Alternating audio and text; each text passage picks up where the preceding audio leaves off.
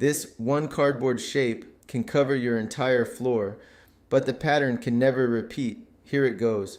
Copy, rotate, flip, and keep fitting identical pieces together. The floor fills up with no gaps and no overlaps. Now try to find one chunk that you could slide sideways and land perfectly on the same pattern. There isn't one. No matter how far this tiling continues, it never settles into wallpaper. That should feel impossible. Squares repeat. Hexagons repeat.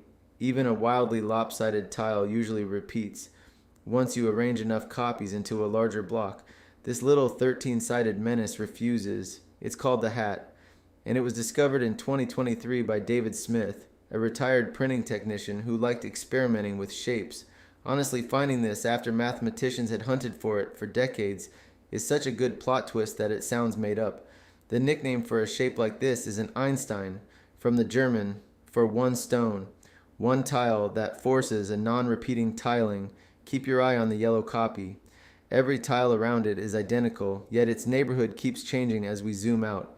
The weird part isn't that someone found a messy arrangement.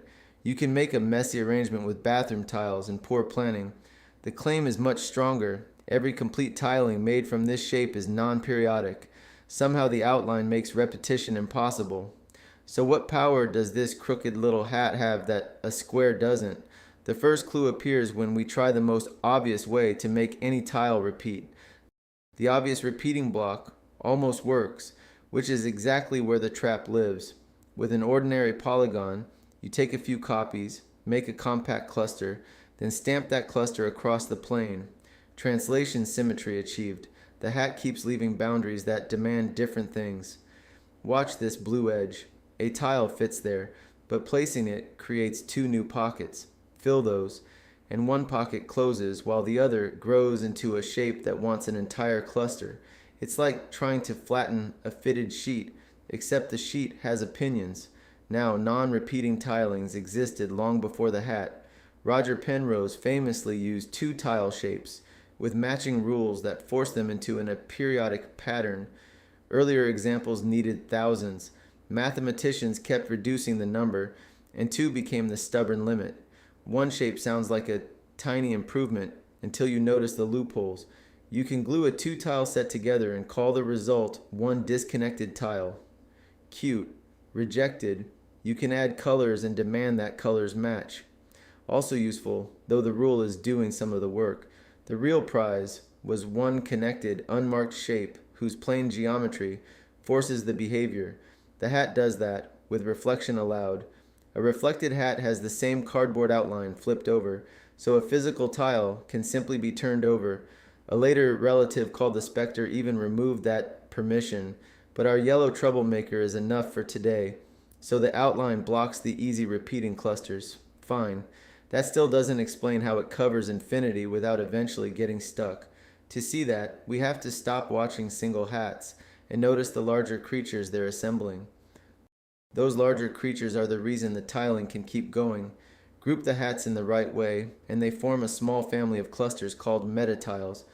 The exact proof uses 4 types, usually named H, T, P, and F. The letters are less important than the move they let us make. Each metatile has a boundary that behaves like the boundary of a simpler tile. Then several metatiles join to form a bigger version of one of those same types. Look at the green outline. Individual hats disappear into the background, and suddenly the whole cluster is acting like one giant piece. Now do it again. The giant pieces group into even larger pieces, following the same assembly rules. This is substitution tiling, basically mathematical nesting dolls with much worse posture. I got lost the first time I saw the proof diagrams because every scale was visible at once. The clean way to read them is to ignore almost everything. Watch one yellow hat. It belongs to a small H cluster. That H belongs inside a larger metatile. That one belongs inside a larger one again. At every stage, the boundary dictates how the next ring can grow, so we get a construction that can expand forever. Start with a legal seed. Substitute each metatile with its prescribed cluster, and the covered region grows without changing the local rules. No leap to infinity is animated, sadly. We just have a recipe that works at every finite stage, which is how infinity usually sneaks into math wearing a fake mustache. but nesting explains existence only. Plenty of repeating patterns have nested blocks too. The sharper question is why these expanding metatiles destroy every possible period. Now the nesting turns into a trap for repetition. Suppose this tiling did repeat, then there would be some translation vector, this pink arrow, that moves every edge and every hat onto an identical edge and hat. Maybe the period is enormous. Give it the best possible chance. Because the tiling has a forced hierarchy, the small hats determine the first level metatiles, those determine the next level, and so on. The translated pattern has to preserve all of those levels too. Pick a scale where the metatiles are much larger than our alleged period. The pink arrow is now tiny compared with one green super tile, yet it still claims to move that enormous boundary exactly onto a boundary of the same hierarchy. A small non-zero slide can't do that everywhere. One corner would land inside a metatile, or one boundary segment would miss its partner. Zoom out another level, and the problem gets worse. The only translation that survives every scale is the zero vector, which means don't move anything. That's the heart of the aperiodicity argument. The full proof has careful work showing that the hierarchy really is forced, with no sneaky alternative grouping. That's where the metatile rules and edge labels in the formal argument earn their lunch. We can see the main mechanism without carrying the entire proof on screen. Repetition needs one fixed shift that works globally. The hat creates recognizable structure at arbitrarily large scales, and every scale demands that same shift respect its boundaries. Eventually, any fixed shift becomes too small to map those structures onto themselves, so the pattern keeps producing echoes, clusters that look related, shapes that almost return. Exact translation symmetry never arrives, and this gives us the screenshot frame, because all those scales can be shown at once around a single tile. So the pattern never repeats, but look closely and it clearly isn't random. This distinction is the part I like most. Random confetti has no memory. Here, if you inspect a small patch, the same patch can appear elsewhere, sometimes rotated or reflected, because the substitution rules reuse local arrangements. What never appears is one translation that matches the whole infinite plane. Local repetition survives. Global periodicity doesn't. We can measure the difference with a tiny window. Circle this yellow group of hats. Search outward, and there it is again in blue. Then again farther away. Expand the window to include more neighbors and matches become rarer. Expand it to include the hierarchy around the patch, and any candidate shift eventually fails.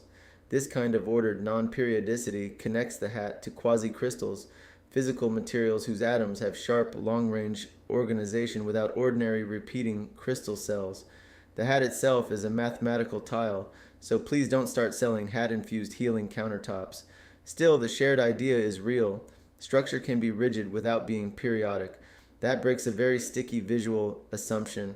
Our brains see order and immediately go hunting for the unit cell, the little stamp responsible for everything. Here there is no finite stamp. The recipe lives in the growth rule across scales. This also explains why a finite picture can fool you.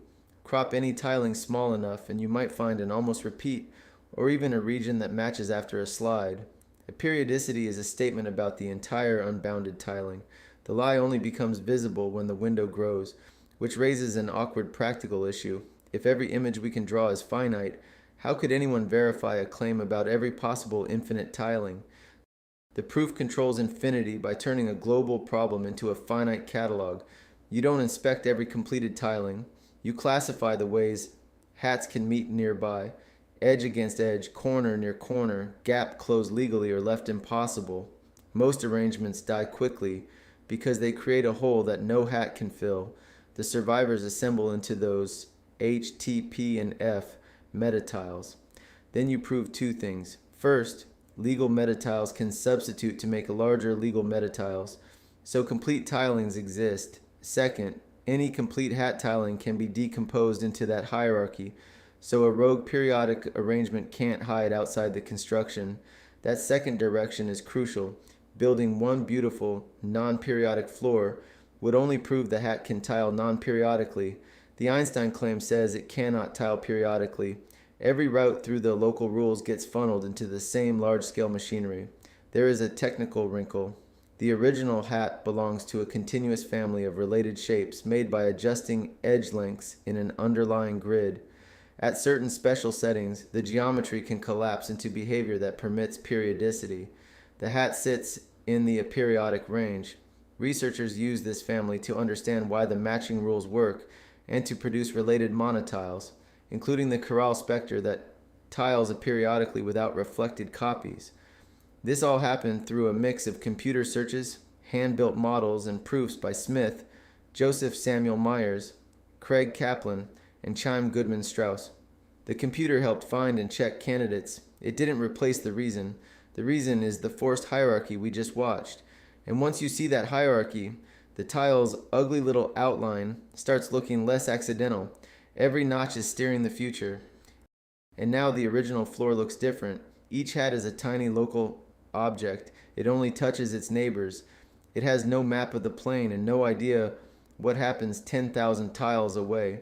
Yet those local contacts force clusters. The clusters force larger clusters. And the constraint keeps climbing forever. That's the magic trick. No tile commands the whole pattern. The whole pattern still can't repeat. Watch our yellow hat one last time. Pull back, and it becomes a speck inside a metatile, then a speck inside a super tile, then effectively nothing. Its placement still participates in every level above it. A square forgets where it came from as soon as it joins a grid. The hat leaves a kind of geometric memory. I know that's slightly sentimental language for a polygon with 13 sides, but look at the thing. It earned it. You could cut a pile from cardboard and start assembling them yourself. On a tabletop, you'll see recurring islands and almost symmetries. You will also hit the edge of the table long before the theorem gets nervous. The theorem concerns the plane, infinite and inconvenient as usual. What still bugs me is how close the search came to feeling hopeless. For decades, one unmarked connected tile seemed as if it might be impossible. Then a hobbyist tested shapes from a simple kite grid, and this one had been sitting there in the space of possible polygons the whole time. So here's the loose thread. If one ordinary-looking outline can secretly enforce structure at infinitely many scales, how many other shapes around us are carrying rules we haven't learned to read yet? Keep your eye on the yellow one. It disappears, and the pattern remembers.